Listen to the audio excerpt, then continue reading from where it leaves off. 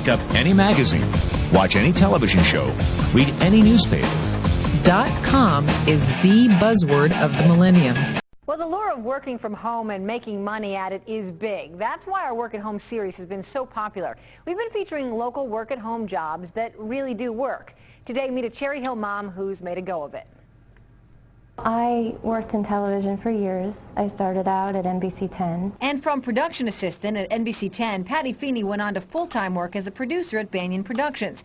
But long work days and the birth of her son forced her to make a change. After I had my son, I just never saw him anymore. I was giving him to the babysitter before dawn and picking him up after dark. So Patty found a way to work from home, because working from home gives her the time to raise her 4-year-old son and 2-year-old daughter. I think it's the best of all worlds because you do get to spend your life with your kids. I just love to talk with my kids. I love to see them develop. Advice for other moms who want to get into a work-at-home business? Research and just take a look and keep your mind open to find a different opportunity.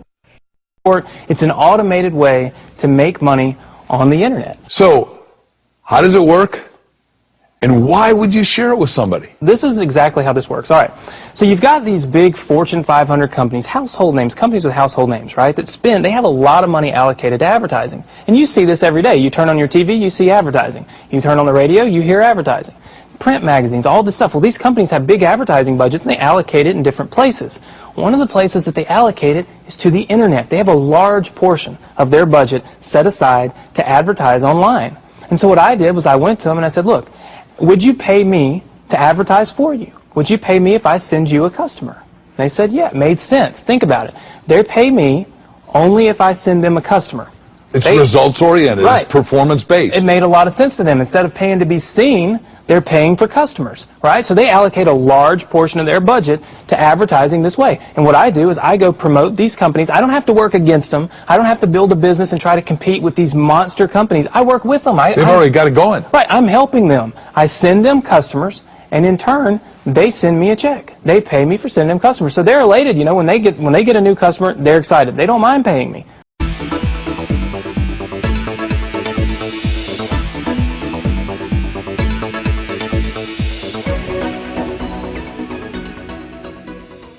Hi, my name's PJ, and welcome to our short presentation.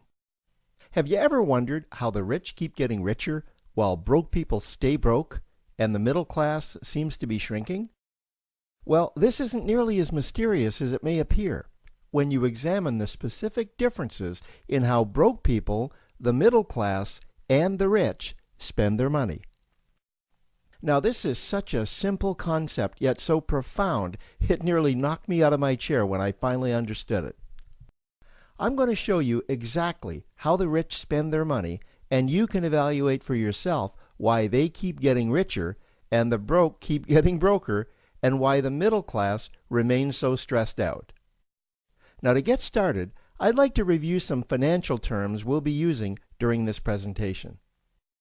The terms that you need to be familiar with are cash flow, which means money you bring in, expenses, which means money you spend, assets. Now, this is the most confusing one. You're probably familiar with the traditional definition of an asset, which is something you own or have equity in. However, back in the 1990s, Robert Kiyosaki introduced us to a new definition of an asset in his groundbreaking Rich Dad, Poor Dad series of books. Robert taught us that an asset is something that pays you, and that's the definition we'll be using here. Liabilities is the last term, and it's defined as things that cost you money. As an example, a house is typically viewed as an asset, but can it actually be a liability? Yes. With our revised definition, anything that costs you money is a liability, not an asset.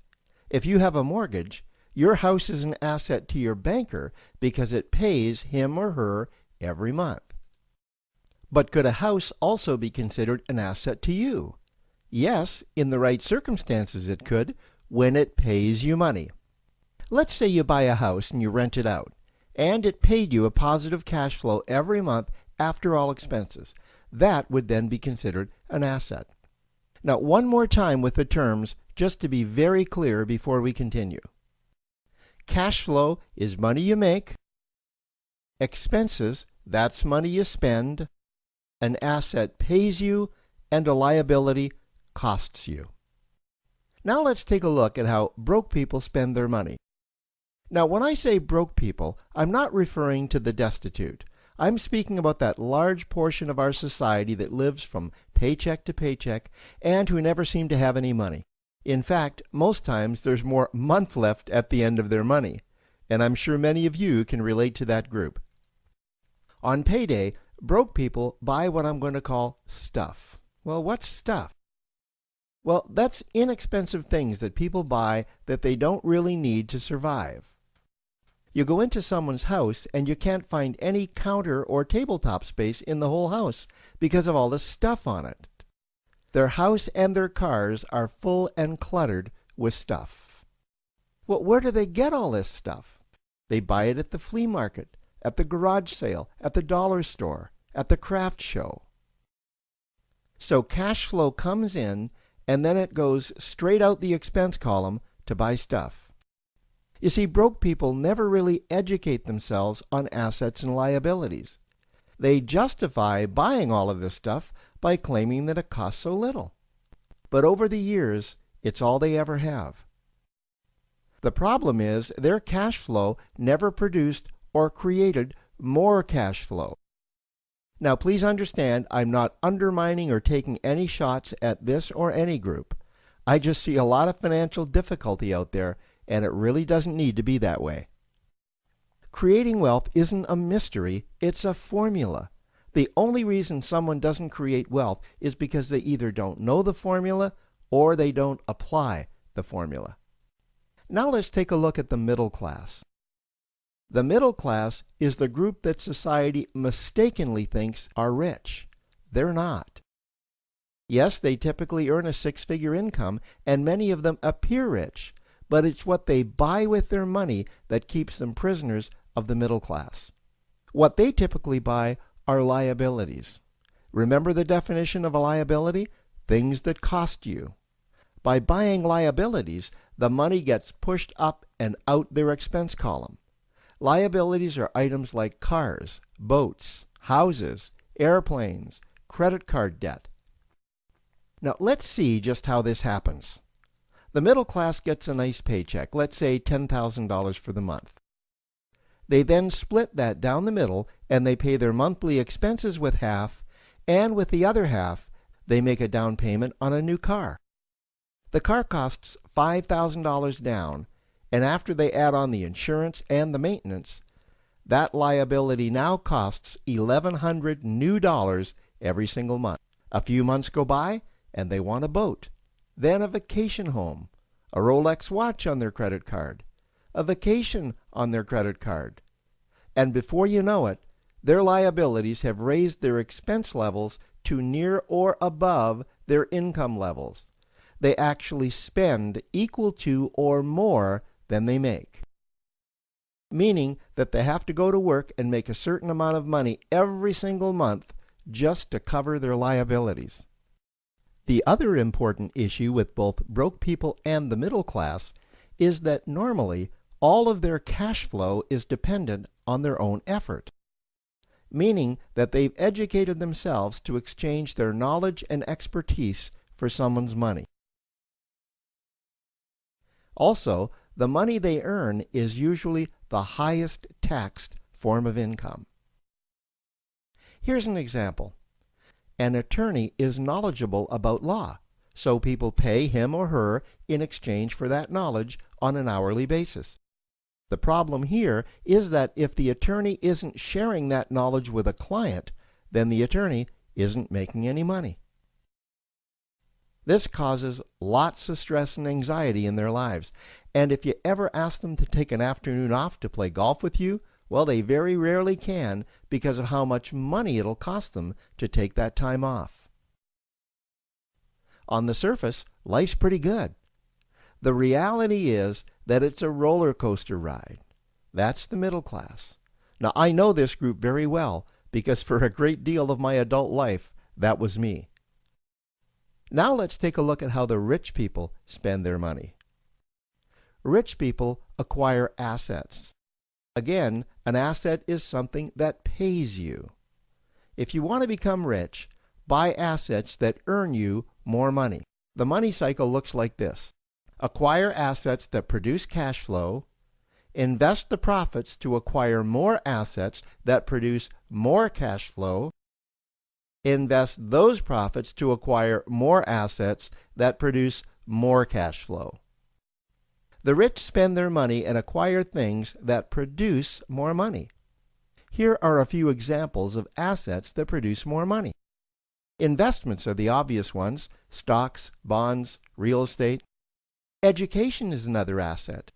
If you learn how to do something that produces more money for you and you actually do it, that's buying an asset. There's a great quote that goes, "If you think education is expensive, you should see how expensive stupidity is." Another example of assets you can acquire that pay you are cash-generating opportunities, especially those opportunities that can create a passive cash flow. Passive meaning that once you build it up, the money continues to flow whether you're still building it or not. Here's a small example. Let's suppose you bought a pinball machine and you put it in a barber shop, and you don't spend any of the profits.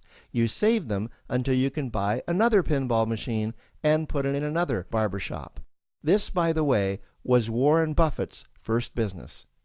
If you don't know who Warren Buffett is, he's one of the top 2 richest men in America. The rich are extremely eager to find those passive cash-generating opportunities because those opportunities continue to pay them month after month, year after year, long after they've stopped working the opportunity. You know, I see this happen again and again with successful entrepreneurs. They find a passive cash flow stream that they build up, and it continues to pay them month after month, year after year. They then take those profits and multiply them in another passive cash-generating opportunity, and then again in another. In conclusion, here's what I've learned over the years. You can't find these passive cash-generating opportunities unless you're open to hearing about them. Then, once you find them, you must be willing to see what fits you and then act. Now, the reason I say this is that I once answered a hokey little ad that I ended up generating 7 figures from, simply because I answered that ad and then took action. These opportunities are out there, you just need to find them. You also must be opportunistic enough that when the right situation does present itself, you don't miss it. So remember, broke people buy stuff, the middle class buy liabilities, and the rich acquire assets, preferably cash-generating opportunities that can create passive cash flow. They then take that cash flow and invest it in another asset that produces more cash flow. That's the wealth creation formula. Now, I trust you found this introductory information helpful. Now, to learn about one of the greatest cash-generating machines on the planet, click on the link below to proceed to step 2.